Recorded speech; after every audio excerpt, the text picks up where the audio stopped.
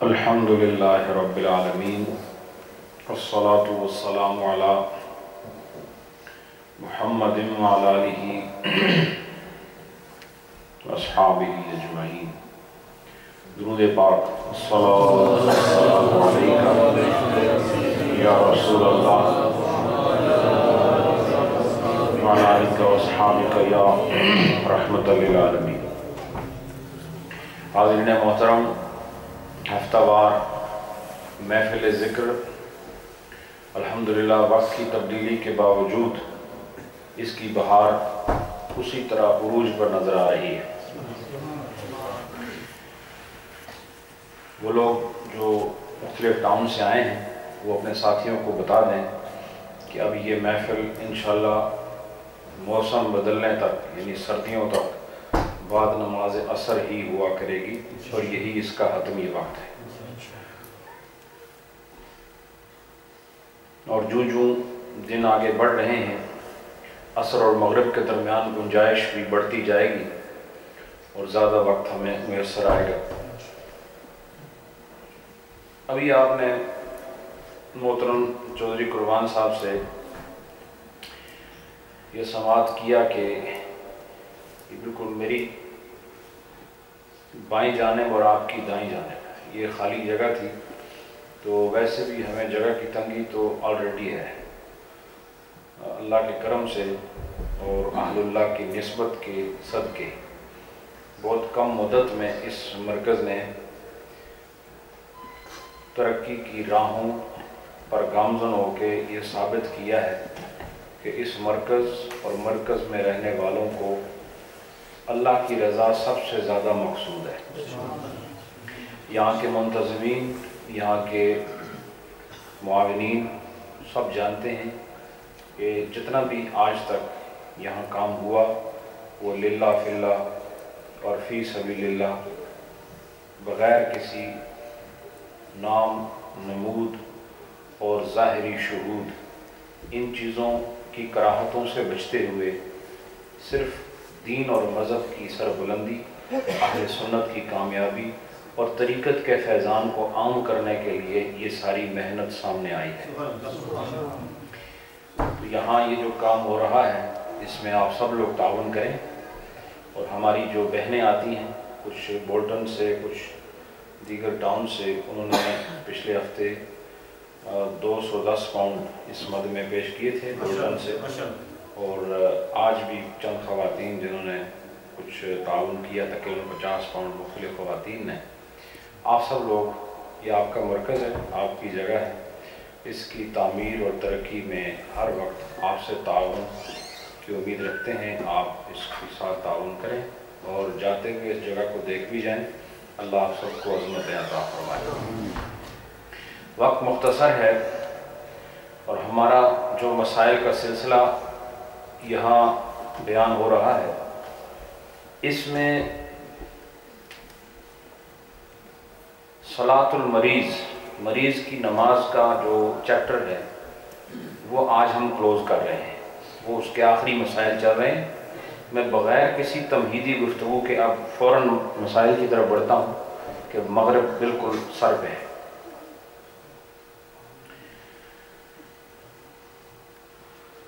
رجل ان صام فی رمضان صلی قاعدا، اگر کوئی آدمی رمضان میں روزہ رکھے تو وہ بیٹھ کے نماز پڑھے گا۔ یہ مریض کی حالت بتا رہے ہیں کہ اگر وہ روزہ رکھے تو روزہ رکھنے کی وجہ سے اب وہ کھڑا نہیں ہو سکتا، اب وہ اگر اس نے نماز پڑھے گا تو کیسے پڑھے گا؟ اس قسم کا اس کا مرض ہے کہ اگر وہ روزہ رکھے تو پھر کھڑے ہو کے نہیں پڑھ سکتا۔ تو ایک ایسا آدمی جو کھڑے ہو کے نماز پڑھتا ہے لیکن روزہ رکھنے کی وجہ سے رمضان میں وہ بیٹھ کے نماز پڑھے گا۔ وَإِنْ أَفْطَرَ يُصَلِّي قَائِمًا، اور اگر وہ روزہ چھوڑ دے، روزہ نہ رکھے، تو وہ کھڑے ہو کے نماز پڑھے گا۔ تو اب کیا کرے؟ وہ کھڑے ہو کے نماز پڑھنے کو اختیار کرے یا روزہ رکھے اور بیٹھ کے نماز پڑھے؟ آپ مسئلہ سمجھ گئے؟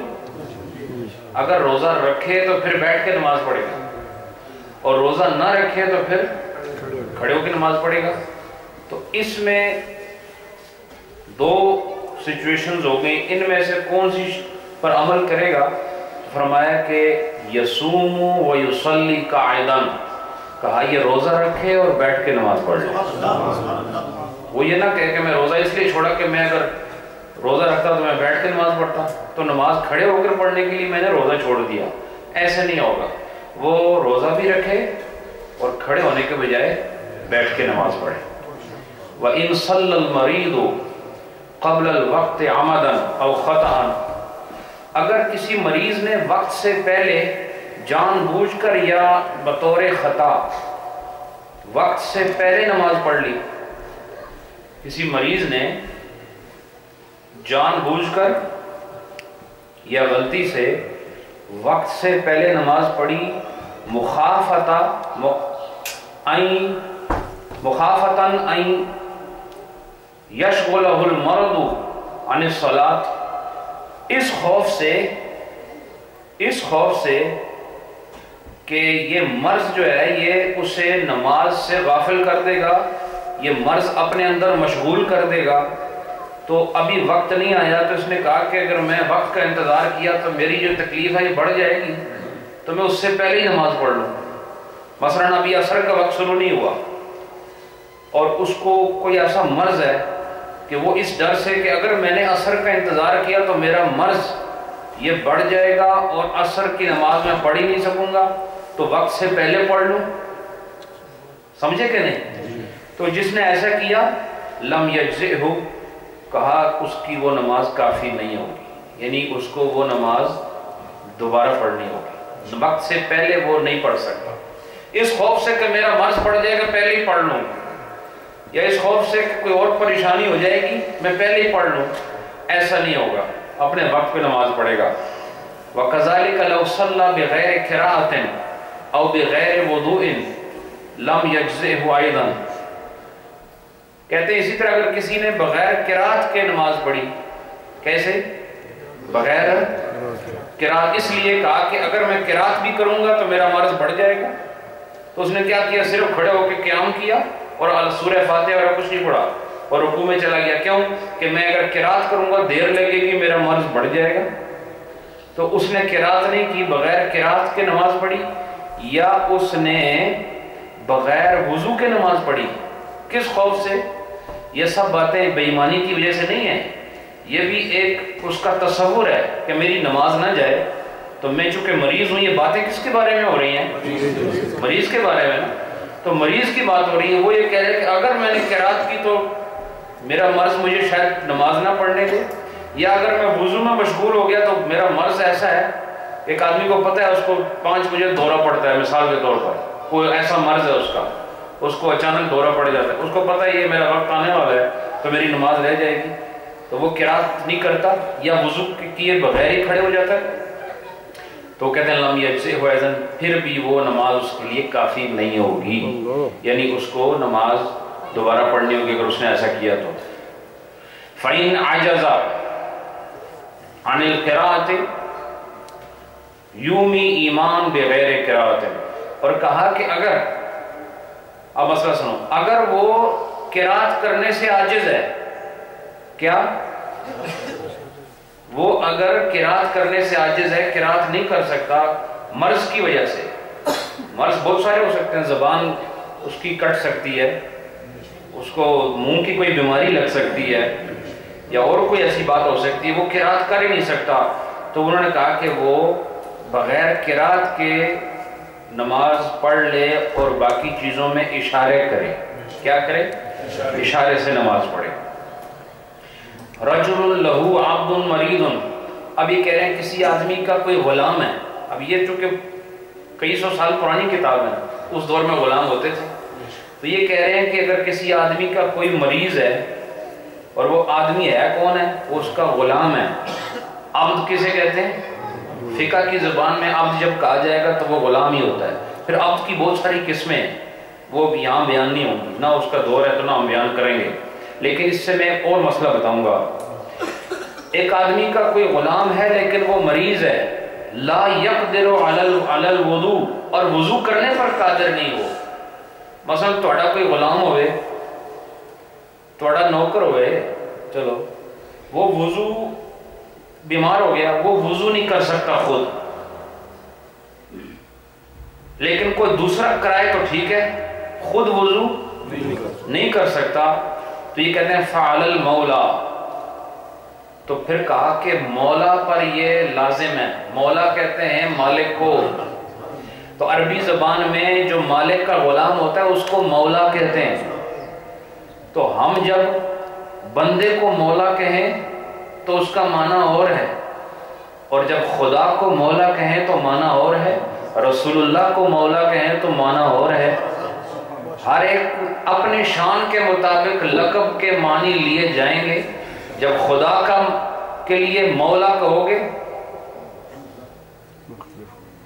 اللہ کے لیے لفظ مولا ہے نا، فَإِنَّ اللَّهَ هُوَ مَوْلَاهُ. اللہ نے قرآن میں کہا فَإِنَّ اللَّهَ هُوَ مَوْلَاهُ. اللہ جو ہے وہی مولا ہے، اللہ جو ہے وہی مولا ہے، اصل مالک وہی ہے. جب کائنات میں دیکھو تو اصل مالک اللہ ہی ہے.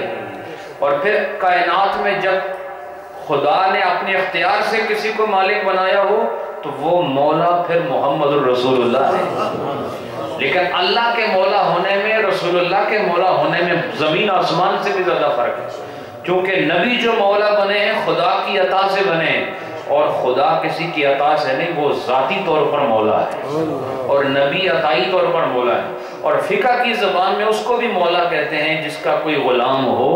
غلام کو عبد کہتے ہیں، اور جس کا وہ عبد کا جو مالک ہوتا ہے اس کو مولا کہتے ہیں. تو کہا فعل المولا، تو کہا مولا پر یہ لازم ہے ان یودعہ، کہا کہ وہ اس غلام کو وضو کرائے. دیکھو غلاموں کے حقوق شریعت مصطفیٰ نے تو بیان کیے ہیں. غلام ہے، خریدا ہوا ہے، یا کسی کی طرف سے تحفے میں آیا ہے، لیکن وہ ملکیت پراپرٹی ہوتا ہے، وہ یا احکام شریعت ہیں. اگر آج بھی ایسا دور آ جائے تو یہ ناممکن نہیں کہ پھر غلامی کا دور شروع ہو، اور کوئی مالک ہو، کوئی غلام اگر آ جائے تو پھر یہ فقہ کی کتابیں ضرورت پڑیں گی. تو کہا کہ اگر جو عبد ہے وہ خود وضو نہیں کر سکتا تو مالک پر لازم ہے کہ وہ اپنے غلام کو وضو کرائے. اور وہ یہ سوچے کہ میں اس وقت جو اس کے منہ دھلا رہا ہوں، اس کا ہاتھ دھلا رہا ہوں، اس کے پیر دھو رہا ہوں، یہ اس لیے دھو رہا ہوں تاکہ یہ خدا کی بارگاہ میں کھڑا ہو جائے. کس لیے؟ تاکہ بولو نا، خدا کی بارگاہ میں کھڑا ہو جائے. تو جو مالک اس ذوق کا مالک ہو، یہ وہ مالک ہے جس کی ملکیت پر خدا فخر فرماتا ہے. یہ نہیں سوچتا میں مالک کو میں اس کے پیر دھوں گا، یا میں مالک کو میں اس کے ہاتھ دوں گا. نہیں، جو مالک ہے وہ یہ دیکھے کہ میں یہ کام کس لیے کر رہا ہوں. تو جب خدا کی ذات سامنے رکھے گا تو یہ مشکل نہیں ہوگا. جب اپنے آپ کو سامنے رکھے گا تو مشکل ہوگا. جب مالک کو سامنے رکھے گا تو بہت آسان ہو جائے گا. اس لیے آپ کو بھی اگر خدا مرتبہ دے اور کوئی ایسا موقع آ جائے تو پھر اپنے آپ کو نہ دیکھنا، اپنے مالک کو دیکھنا، تو کام آسان ہو جائے گا. اب دوسرا مسئلہ ہے، وَلَوْ كَانَ لَهُ امْرَأَةً، اگر اس کی کوئی بیوی وغیرہ ہو، کوئی اور عورت ہو جو اس کی بیوی ہے، مریضۃ، اور وہ مریض ہو، تو پھر لَيْسَ عَلَيْهَا یودعها، کہا پھر اس پر واجب نہیں ہے کہ وہ اس کو لازمی وضو کرائے. کرا دے تو اچھی بات ہے، لیکن لازم نہیں ہے، اس پر لازم نہیں ہے. پھر فرمایا کل من لا يقدر على اداء رکن الا بحدث يسقط عنه ذلك الرکن. کہہ رہے ہیں کہ ہر وہ انسان کہ جو بغیر بے وضو ہوئے وہ رکن ادا کر ہی نہیں سکتا. یعنی جیسے ہی کوئی رکن ادا کرے گا، ایک نماز کے رکن ہے نا بہت سارے، مثلا کھڑا ہونا ایک رکن ہے، بولو نا، کھڑا ہونا ایک رکن ہے نا، پھر تلاوت ایک رکن ہے، رکوع ایک رکن ہے، سجدہ بھی رکن ہے، قعدہ اخیرہ رکن ہے. رکن وہ ہوتا ہے جس کے بغیر نماز ہوتی ہی نہیں، جس کو فرض بھی کہتے ہیں، اس کو رکن بھی کہتے ہیں. تو کہا کہ کوئی ایسا رکن ہے کہ اگر وہ ادا کرتا ہے تو بغیر یعنی بے وضو لازمی ہوتا ہے اس میں. ایک رکن ہے، اب مثال دیں گے آگے. تو کہا کہ پھر وہ رکن اس کا صحیح طریقے سے ادا کرنا یہ اس پر لازم نہیں ہے، وہ پھر اس کو اشارے سے کرے۔ اگر وہ رکن اگر وہ صحیح طریقے سے ادا کرے گا تو کیا ہوگا؟ بے وضو ہو جائے گا۔ اب میں آگے مثال دوں گا۔ اور اگر وہ اشارے سے کرے گا تو بے وضو نہیں ہوگا۔ تو حکم کیا ہے کہ اس کا صحیح طریقے سے ادا کرنا، یہ حکم اس سے ساقط ہو گیا، وہ پھر اس کو اشارے سے کرے گا۔ آگے اس کی مثال سنو، فرمایا حتی لو کان بہ جراحۃ، کہا کہ یہاں وہ کہہ رہے ہیں کہ اگر اس کو کوئی زخم ہو، اب وہ مثال دے رہے ہیں اس مسئلے کی، اگر اس کو کوئی زخم ہو، لا یستطیع ان یسجد، تو وہ سجدہ کرنے کی استطاعت نہیں رکھتا، الا وتسیل جراحتہ، مگر یہ کہ اگر وہ سجدہ کرے تو پھر اس کا جو وہ زخم ہے اس سے خون بہنا شروع ہو جائے گا۔ اب مجھے بتاؤ، جب خون بہے گا تو پھر بے وضو ہوگا؟ بولتے نہیں آپ لوگ، بولو نا۔ اگر ایک آدمی نے سجدہ کرنا ہے اور وہ سجدہ اگر کرے، مثال کے طور پر اس کے ماتھے میں زخم ہے، یا اس کو تازے سٹیچز ہوئے ہیں، ابھی کو ماتھے پر اس کو زخم آیا، کٹ لگ گیا، بڑا کٹ ہے، تو اگر اب یہ سجدہ رکن ہے نا، سجدہ کیا ہے؟ سجدہ رکن ہے، تو اگر یہ سجدہ پراپر طریقے سے کرے تو وہ سٹریچنگ کی وجہ سے یا زمین پر جو آپ اس کا فور ہیڈ ٹچ کرے گا اس کی وجہ سے وہ زخم بہنا شروع ہو جائے گا، تو جب بہے گا تو بے وضو ہوگا۔ تو یہ کہتے ہیں کہ اگر کوئی ایسا رکن جو ادا کرنے سے بندہ بے وضو ہو جاتا ہو، وہ رکن کو صحیح طرح ادا کرنے کا حکم اس سے ساقط ہو گیا، وہ اس کو پھر اشارے سے ادا کرے۔ سمجھ آئی کہ نہیں؟ اب وہ بتا رہے ہیں وَهُوَ صَحِيحٌ فِي مَا سِوَى ذَلِكَ يَقْدِرُ عَلَى الرُّكُوعِ وَالْقِيَامِ وَالْقِرَاءَةِ يُصَلِّي قَاعِدًا وَيُؤْمِنُ ایمان۔ وہ کہتے ہیں کہ سجدہ کرنے میں تو اس کو پرابلم ہے، کیونکہ ماتھے میں کیا ہے؟ زخم ہے، لیکن باقی چیزوں میں وہ صحیح ہے۔ کن چیزوں میں؟ کھڑے ہونے میں، قرات کرنے میں، رکوع کرنے میں۔ کس چیز میں کمزوری آتی ہے؟ سجدے میں کیوں آ رہی کمزوری؟ زخم کی وجہ سے، کہ وہ زخم اس وقت کھلے گا جب وہ سجدہ کرے گا، تو جیسے ہی کھلے گا تو ہوگا کیا؟ بے وضو ہوگا۔ کیا ہوگا؟ بے وضو ہوگا۔ تو وہ کہتے ہیں کیا کرے پھر؟ انہوں نے یہ کہا کہ وہ یوں کرے کہ وہ بیٹھ کے نماز پڑھے اور وہ یومی ایمان، اور وہ اشارے سے نماز پڑھے۔ اب دیکھو، یہ کوئی یہ نہیں کہہ سکتا جی کھڑا تو ہو سکتا تھا، رکوع تو کر سکتا تھا، قرات کھڑے ہو کے کر سکتا تھا، تو اس نے صرف سجدے کی وجہ سے اس نے باقی چیزیں بیٹھ کے کی؟ تو کہا نہیں، یہی اصل طریقہ ہے کہ اگر اس کا وہ سجدے کی وجہ سے اس کا بے وضو ہونا ثابت ہو رہا ہے، تو وہ ایک رکن ہے نا بے وضو، ایک رکن کی وجہ سے بے وضو ہو رہا ہے، تو بے وضو جب ہوگا تو سارے رکن برباد ہوں گے۔ بات سمجھے کہ نہیں؟ اس لیے کہا کہ وہ کیا کرے؟ بیٹھ کے نماز پڑھے اور اشارے سے نماز پڑھے۔ اچھا، یہ کہتے ہیں وَلَوْ صَلَّى بِالرُّكُوعِ وَقَعَدَ وَأَوْمَى بِالسُّجُودِ أَجْزَاهُ وَالْأَوَّلُ أَفْضَلُ، اور کہا کہ اگر اس نے کھڑے ہو کے نماز پڑھی ساری، پھر رکوع بھی صحیح کیا، کیا کیا؟ پھر رکوع بھی صحیح کیا، تلاوت بھی کی، لیکن سجدے کو اس نے اشارے سے کیا، تو کہا کہ یہ بھی بہتر ہے۔ کیا کہا؟ یہ بھی جائز ہے، لیکن کہا وَالْأَوَّلُ أَفْضَلُ، لیکن جو پہلا ہے طریقہ وہ زیادہ افضل ہے۔ پہلا طریقہ کیا ہے؟ بیٹھ کے۔ وَقَضَى إِذَا صَلَّى قَائِمًا سَلْسَلَ بَوْلُهُ، اور کہا کہ اگر وَقَضَى إِن صَلَّى قَائِمًا، اگر ایک انسان کھڑے ہو کے نماز پڑھے سَلْسَلَ بَوْلُهُ، تو اس کو جو ہے نا پیشاب جاری ہو جاتا ہے۔ ایسی بیماریاں ہو سکتی، آج کل تو ساری بیماریاں لگی ہوئی ہیں، تو سمجھو پتہ نہیں بڑے بڑے بیمار بیٹھے ہیں، تو آج کل ہر طرح کی بیماری، اگر کھڑے ہو کے نماز پڑھے تو کیا ہوتا ہے؟ جاری ہو جاتا ہے، پیشاب جاری ہو جاتا ہے اگر کھڑے ہو کے پڑھے۔ اور سالہ جر ہو، یا اگر کھڑے ہو کے نماز پڑھے گا تو اس کے زخم سے خون بہنا شروع ہو جائے گا، اور یا پیشاب بہنا شروع ہو جائے گا، تو پھر او لم یقدر علی القراءۃ، اور یا یہ کہ وہ قرات کرنے پر قادر نہ ہو، ولو صلی قائدا لم یصبہ شیء یصلی قاعدا، اور اگر وہ بیٹھ کے نماز پڑھے، کیا کھڑے ہو کے نماز پڑھے تو قرات نہیں کر سکتا، کھڑے ہو کے نماز پڑھے تو کوئی وجہ ہے، کوئی بیماری ہے، کھڑے ہو کے نماز پڑھے تو زخم بہہ سکتا ہے، کھڑے ہو کے نماز پڑھے تو پیشاب جاری ہو سکتا ہے، اور اگر بیٹھ کے پڑھے تو یہ سب چیزیں بند ہو جاتی ہیں، تو کہاں بیٹھ کے پڑھے، کیا کریں؟ بیٹھ کے پڑھے۔ کھڑے ہو کے پڑھے تو یہ عذر آتے ہیں، اور بیٹھ کے پڑھے تو یہ عذر نہیں آتے، تو کہا کہ یصلی قاعدا، وہ کیا کرے؟ وہ بیٹھ کے نماز پڑھے۔ ومن خاف العدو،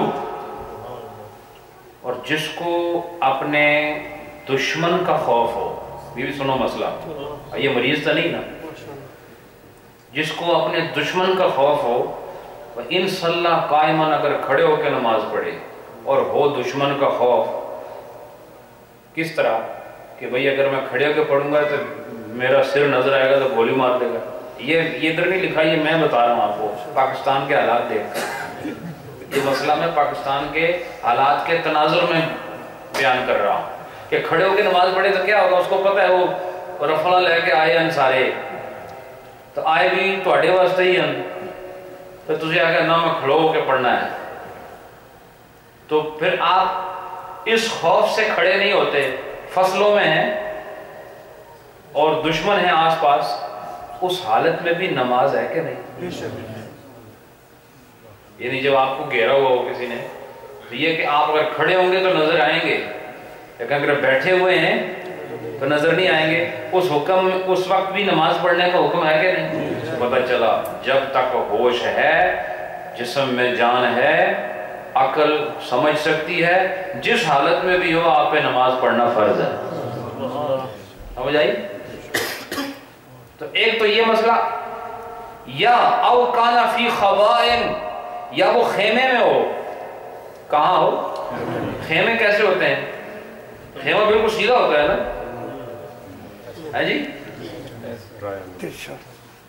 خیمہ سیدھا ہوتا ہے نا، بالکل چھت کی طرح نہیں، ایسے ہوتا ہے، اس کے سلوپ ہوتے ہیں لیفٹ اور رائٹ دونوں سائڈ پر، تو وہ خیمہ ایسا ہے کہ لا یستطیع ان یقیم صلبہ فیہ، کہ وہ ایسا خیمہ ہے کہ اگر اس میں کھڑا ہو تو اس کی کمر سیدھی نہیں ہوتی، وہ اس کو ایسے رکوع میں کھڑے ہونا پڑے گا، اتنا وہ اس کا سلوپ، اتنا اس کی ہائٹ کم ہے کہ اگر وہ کھڑا ہو تو اس کی پشت صحیح نہیں ہوتی، وہ ایسے ہی کھڑا ہوگا، تو پھر اس کا جواب یہ ہے باہر نکلے، جب وہاں نہیں کھڑا ہو سکتا تو کیا مسئلہ ہے کہ وہ خیمے سے باہر نکل کے نماز پڑھے صحیح کھڑا ہو کے، لیکن وَإِنْ خَرَجَ، اگر باہر نکلا، لَمْ يَسْتَطِعْ يُصَلِّ، باہر بھی نہیں پڑھ سکتا، کیوں؟ مِنَ الطِّينِ وَالْمَطْرِ، کہ باہر کیچڑ ہے اور بارش ہے، باہر کیا ہے؟ باہر کیچڑ ہے اور بارش ہے، تو فرمایا یصلی قاعداً، وہ خیمے میں اور مریض دشمن کے خوف سے یہ بیٹھ کے نماز پڑھے۔ سمجھ آئی آپ؟ دشمن کے خوف سے بیٹھ کے پڑھے، اور خیمے میں کھڑا نہ ہو سکتا ہو، کس وجہ سے؟ کہ خیمہ جو ہے وہ اس کی ہائٹ تھوڑی ہے اور اس کا سلوپ جو ہے اس کو کھڑا نہیں ہونے دیتا، وہ باہر اس لیے نہیں جا سکتا کہ باہر کیچڑ ہے، بارش ہے، تو وہ وہیں پہ پڑھے اور بیٹھ کے پڑھے۔ اب ان دو صورتوں میں وہ آدمی مریض نہیں ہے، وہ حالات کی وجہ سے مجبور ہے، ٹھیک ہے؟